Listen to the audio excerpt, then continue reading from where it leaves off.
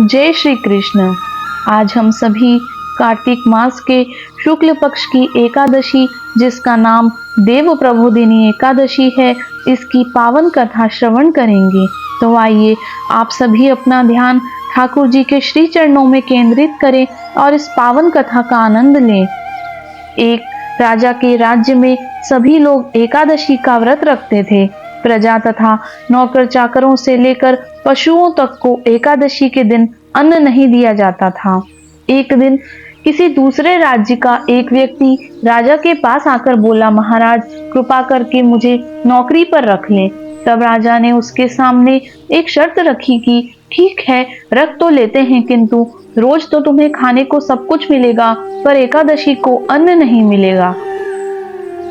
उस व्यक्ति ने उस समय तो हाँ कर ली, पर एकादशी के दिन जब उसे फलाहार का सामान दिया गया तो वह राजा के सामने जाकर गिड़गिड़ाने लगा और कहने लगा, महाराज इससे मेरा पेट नहीं भरेगा, मैं भूखा ही मर जाऊंगा, मुझे अन्न दे दीजिए। राजा ने उसे शर्त की बात याद दिलाई, पर वह अन्न छोड़ने को राजी नहीं हुआ। तब राजा ने उसे आटा, दाल, चावल आदि दिए। वह नित्य की तरह नदी पर पहुंचा और स्नान करके भोजन बनाने लगा। जब भोजन बन गया तो वह भगवान को बुलाने लगा, आओ भगवान, भोजन तैयार है। उसके बुलाने पर पीतांबर धारण किए हुए भगवान चतुर्भुज रूप में आ पहुंचे तथा प्रेम से उसके साथ भोजन करने लगे। भोजन आदि करके भगवान अंतर ध्यान हो गए तथा वह अपने काम पर चला गया। 15 दिन बाद अगली एकादशी को वह राजा से कहने लगा कि महाराज मुझे दुगना सामान दीजिए, उस दिन तो मैं भूखा ही रह गया। राजा ने कारण पूछा तो उसने बताया कि हमारे साथ भगवान भी खाते हैं, इसीलिए हम दोनों के लिए ये सामान पर्याप्त नहीं होता। यह सुनकर राजा को बड़ा आश्चर्य हुआ। वह बोले, मैं नहीं मान सकता कि भगवान तुम्हारे साथ खाते हैं। मैं तो इतना व्रत रखता हूँ, पूजा पाठ करता हूँ, पर भगवान ने मुझे कभी दर्शन नहीं दिए। राजा की बात सुनकर वह बोला, महाराज यदि विश्वास न हो तो साथ चलकर देख लें। राजा एक पेड़ के पीछे छिपकर बैठ गया। उस व्यक्ति ने भोजन बनाया तथा भगवान को शाम तक पुकारता रहा, परंतु भगवान न आए। अंत में उसने कहा, हे भगवान, यदि आप नहीं आएंगे तो मैं नदी में कूदकर प्राण त्याग दूंगा। लेकिन भगवान नहीं आए। तब वह प्राण त्यागने के उद्देश्य से नदी की तरफ बढ़ा।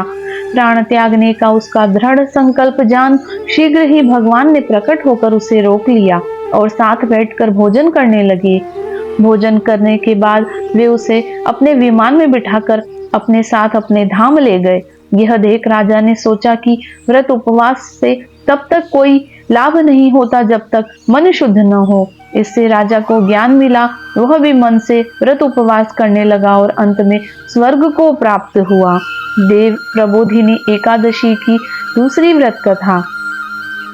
एक राजा था, उसके राज्य में प्रजा सुखी थी। एकादशी को कोई भी अन्न नहीं बेचता था, सभी फलाहार करते थे। एक बार भगवान ने राजा की परीक्षा लेनी चाही। भगवान ने एक सुंदरी का रूप धारण किया तथा सड़क पर बैठ गए।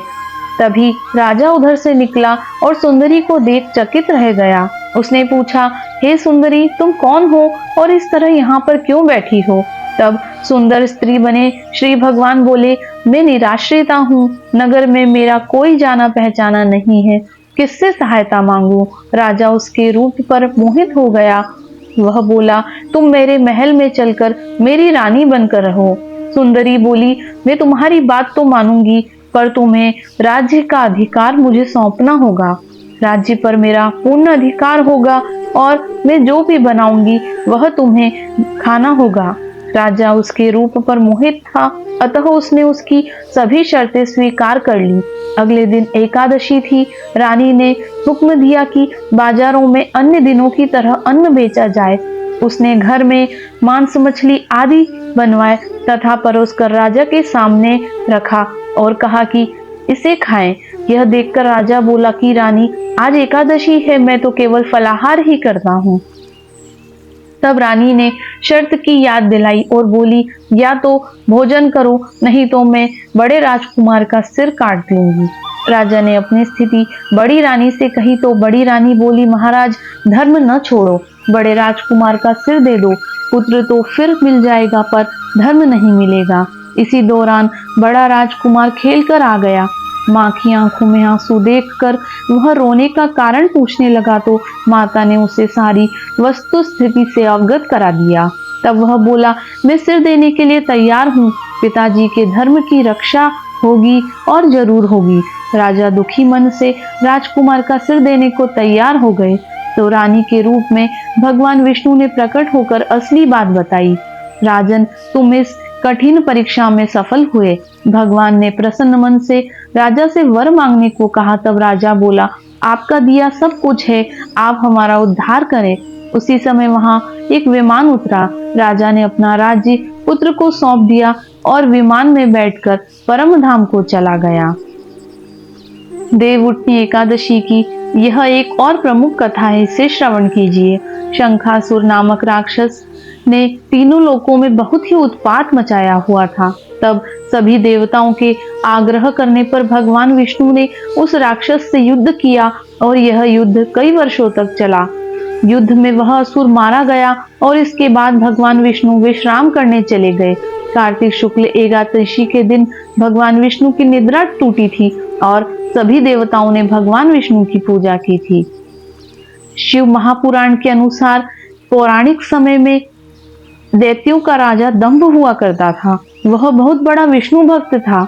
कई सालों तक उसके यहाँ कोई संतान नहीं होने के कारण उसने शुक्राचार्य को अपना गुरु बनाकर उनसे श्री कृष्ण मंत्र प्राप्त किया। यह मंत्र प्राप्त करके उसने पुष्कर सरोवर में घोर तपस्या की। भगवान विष्णु उसकी तपस्या से प्रसन्न हुए और उसे संतान प्राप्ति का वरदान दे दिया।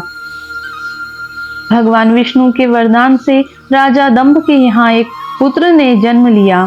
इस पुत्र का नाम शंखचूड़ रखा गया। बड़ा होकर शंखचूड़ ने ब्रह्मा जी को प्रसन्न करने के लिए पुष्कर में घोर तपस्या की। उसकी तपस्या से प्रसन्न होकर ब्रह्मा जी ने उसे वरदान मांगने को कहा। तब शंखचूड़ ने वरदान मांगा कि वह हमेशा अजर अमर रहे, वह कोई भी देवता उसे नहीं मार पाए। ब्रह्मा जी ने उसे यह वरदान दे दिया और कहा कि वह बद्री वन जाकर धर्मध्वज की पुत्री तुलसी जो तपस्या कर रही है उससे विवाह करे। चंद्रचूड़ ने वैसा ही किया और तुलसी के साथ विवाह के बाद सुखपूर्वक रहने लगा। उसने अपने बल से देवताओं, असुरों, दानवों, राक्षसों, गंधर्वों, नागों, किन्नरों, मनुष्यों तथा त्रिलोकी के सभी प्राणियों पर विजय प्राप्त कर ली। वह भगवान श्री कृष्ण का परम भक्त था। शंखचूड़ के अत्याचारों से सभी देवता परेशान होकर ब्रह्मा जी के पास गए और ब्रह्मा जी उन्हें भगवान विष्णु के पास ले गए। भगवान विष्णु ने कहा कि शंखचूड़ की मृत्यु भगवान शिव के त्रिशूल से ही होगी, अतः आप उनके पास जाएं। भगवान शिव ने चित्ररथ नामक गण को अपना दूत बनाकर शंखचूड़ के पास भेजा। चित्ररथ ने शंखचूड़ को समझाया कि वह देवताओं को उनका राज्य लौटा दे, परंतु शंखचूड़ ने मना कर दिया और कहा कि वह महेश्वर से युद्ध करना चाहता है। भगवान शिव को जब यह बात पता चली तो वे युद्ध के लिए अपनी सेना लेकर निकल पड़े। इस तरह देवता और दानवों में घमासान युद्ध हुआ, परंतु ब्रह्मा जी के वरदान के कारण शंखचूड़ को देवता नहीं हरा पाए। भगवान शिव ने शंखचूड़ का वध करने के लिए जैसे ही अपना त्रिशूल उठाया तभी आकाशवाणी हुई कि जब तक शंखचूड़ के हाथ में श्री हरि का कवच है और इसकी पत्नी का सतीत्व अखंडित है तब तक इसका वध असंभव है। आकाशवाणी सुनकर भगवान विष्णु वृद्ध ब्राह्मण का रूप धारण कर शंखचूड़ के पास गए और उससे श्री हरि कवच दान में मांग लिया। शंखचूड़ ने वह कवच बिना किसी संकोच के दान कर दिया। इसके बाद भगवान विष्णु शंखचूड़ का रूप बनाकर तुलसी के पास गए। शंखचूड़ रूपी भगवान विष्णु ने तुलसी के महल के द्वार पर जाकर अपनी विजय होने की सूचना दी। यह सुनकर तुलसी बहुत प्रसन्न हुई और पति रूप में आए भगवान का पूजन किया व रमण किया। ऐसा करते ही तुलसी का सतीत्व खंडित हो गया और भगवान शिव ने युद्ध में अपने त्रिशूल से शंखचूड़ का वध कर दिया। तब तुलसी को पता चला कि वे उसके पति नहीं हैं, बल्कि वे तो भगवान विष्णु हैं।